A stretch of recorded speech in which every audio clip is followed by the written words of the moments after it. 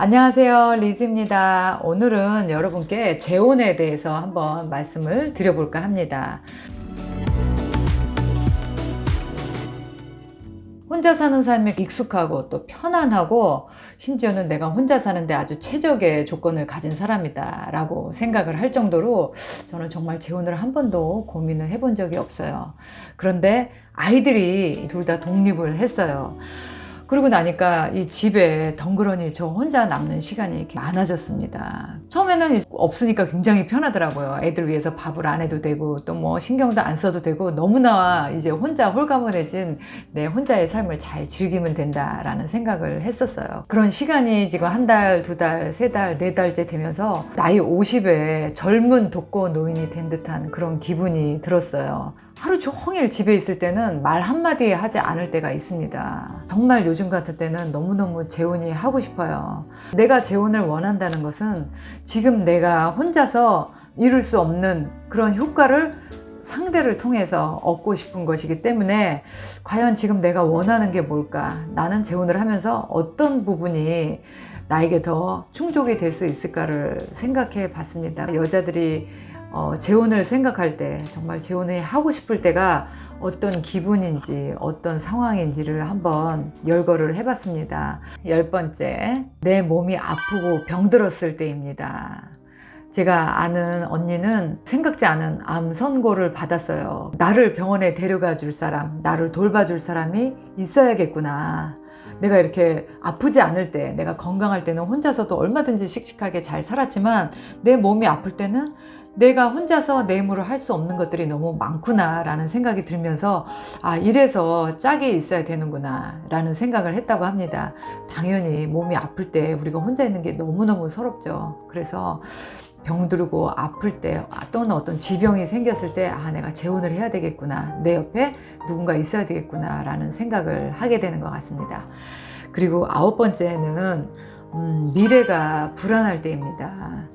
젊었을 때는 그다지 그렇게 미래가 불안하지 않아요. 왜냐? 젊고 일할 수 있기 때문에. 그런데 50이 넘으면서부터는 내 건강이 어떻게 될지, 그리고 내가 언제 내 일을 그만두게 될지, 어떤 상황이 바뀌어서 내가 빨리 대처하지 못하게 될지 어떤 불안함이 있습니다. 혼자서 과연 내가 60, 70, 80까지 이렇게 살 수 있을까라는 그런 미래에 대한 막연한 불안함이 있어요. 그거는 나이 들면서 자신감을 잃는다는 뜻인 것 같아요. 그리고 8번째는 삶이 굉장히 고달프고 힘들 때입니다. 내 삶이 너무 고달프고 힘들 때는 내 그 고달픔을 함께 짊어줄 누군가가 너무 필요해지는 것 같아요. 그게 바로 정말 삶의 작은 응원과 격려와 힘을 보태주는 그런 누군가가 필요할 때가 아닌가 생각이 드네요. 그리고 7번째는 성적인 해소가 필요할 때입니다. 우리가 나이를 먹어도 성적인 욕망이 있을 수 있죠. 그렇지만 그 욕망과 욕구를 아무데나 나가서 아무나 만나서 풀 수는 없습니다. 내가 믿을 수 있는 사람, 내가 사랑하는 사람에게 나의 어떤 성적인 욕구와 본능을 해결하고 또 서로 나눌 수 있다면 정말 좋겠죠. 그래서 가끔은 재혼을 꿈꿀 수도 있다라는 생각이 듭니다. 그리고 6번째는 저는 이게 굉장히 많이 해당이 되는 것 같아요. 노후에 의지할 사람이 필요할 때, 지금은 친구도 많고 재미도 있고 내가 할 수 있는 것도 많고 하지만 60, 70을 생각했을 때 그때 이렇게 혼자 있는 거는 지금하고는 느낌이 굉장히 많이 다를 것 같아요. 그때는 친구들도 그때까지 같이 살아서 놀 수 있다라는 보장도 없고 또 그때 가서 새로운 좋은 사람을 만날 수 있다라는 보장은 더더구나 없습니다. 노후에 같이 나와 같이 나와 밥을 먹을, 같이 나와 생활할 그럴 친구 같은 그런 배우자, 짝이 필요하다라는 생각이 들어요. 특히나 한국은 여자들끼리도 놀 일이 많고 또 남자끼리도 놀 일이 많지만 이렇게 외국에서 생활하는 우리 교포들 같은 경우에는 여기는 철저히 가정 중심적인 생활이기 때문에 내 가족, 내 배우자가 없이 혼자서는 외로움을 많이 느낍니다. 같이 놀 사람이 필요해요. 그리고 5번째는 진심으로 그 사람을 사랑할 때 그 사람과 재혼하고 싶어집니다. 그 진실한 사람을 만났을 때 그 사람과 재혼하고 싶은 그 기분은 그 사람과 뭔가 같이 나누고 싶은 또 그 사람이 어렵고 힘들 때 같이 옆에 있어주고 싶은 그런 희생하고 싶은 그런 마음이 들 때가 정말 사랑할 때가 아닌가 생각해요. 그리고 네 번째는 완벽한 가족의 구성원이 필요할 때 재혼을 생각하게 됩니다. 돈도 잘 벌고 또 사회적인 지위도 있고 또 아이도 있고 누가 봐도 완벽한 가정인데 단 한 가지 내 배우자가 빠졌다. 잃어버린 퍼즐을 하나 맞추듯이 그 퍼즐을 찾게 됩니다. 그게 바로 가족 구성원으로서의 한 사람을 찾게 되는 거예요. 물론 그렇게 재혼을 할 상대를 고르는 건 굉장히 어떻게 보면 이기적일 수 있어요. 완벽한 나의 인생에 딱 그 하나의 퍼즐을 껴 맞추기 위해서 고른다면 분명히 잘못될 사람을 고를 수가 있습니다. 그래서 그렇게 고른 짝은 결국 오래가지 못해요. 왜냐하면 내가 그 사람을 위해서 희생할 각오가 돼 있지 않은 재혼은 반드시 실패하게 됩니다. 그리고 세 번째, 이런 이유로 재혼하시는 분들 굉장히 많으시죠. 내 아이에게 엄마나 아빠가 필요하다라고 생각할 때죠. 내 아이들이 기준이 돼서 내 아이에게 엄마나 아빠가 필요하다라고 재혼하시는 분들은 의외로 많으시죠. 특히 여자분들이 그렇게 아빠가 돼줄 사람을 찾다가 그 아빠가 안 되죠. 당연히 아빠가 어떻게 되겠어요. 자기 아빠도 자기 자식한테 아빠로서의 역할을 못하는 아빠들 많습니다. 그런데 남의 아빠가 어떻게 남의 자식의 진정한 아빠가 돼줄 수 있겠어요? 그거는 있을 수 없습니다. 굉장히 위험한 발상이에요. 실패할 가능성이 높습니다. 어쨌든 그런 이유로 또 여자나 남자들은 재혼할 상대를 찾게 되는 것 같아요. 그리고 두 번째는 중요한 이유죠.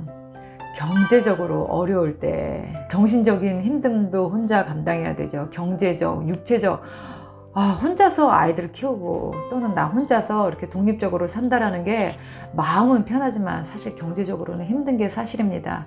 누구랑 같이 벌어서 같이 생활하고 같이 나눌 수 있다면 훨씬 쉬워져요.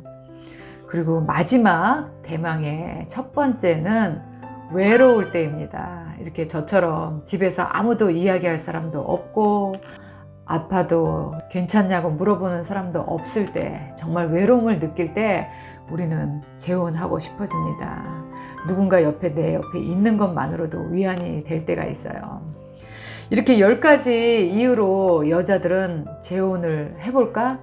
재혼을 해야 되겠다 이런 생각을 갖게 돼요. 내가 나약해 있을 때, 내가 어려울 때 내 옆에 누군가를 찾게 되는, 좀 어떻게 보면 이기적일 수도 있긴 있는데 저 같은 경우는 4개가 해당이 되는 것 같아요.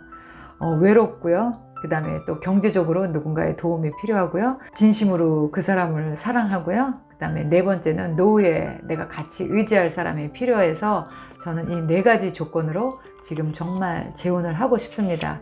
그런데 준비되지 않고 하는 재혼이 너무나 위험이 있다는 걸 제가 너무나 잘 알기 때문에 2번 이혼하지 않기 위해서 사실 재혼에 많은 고민을 하게 되고, 확신이 정말 있지 않으면 재혼은 하지 않으려고 생각하고 있습니다. 사실 재혼이라는 것은 제가 이렇게 생각해 보면 동업과 같은 의미가 있는 것 같아요. 사실 초혼은 좋아해서 뭣도 모르고 어렸을 때 이렇게 막 했다라면, 재혼은 이미 알 거 다 알고 또 실패도 해보고 또 혼자서도 살아본 사람들이 만나야 되는 거기 때문에 재혼은 어느 정도 서로가 거래일 수 있어요. 서로가 필요로 해서 그 필요 조건이 충족됐을 때 행복하게 재혼을 할 수 있기 때문에 동업의 의미로 생각을 하면 좋을 것 같아요.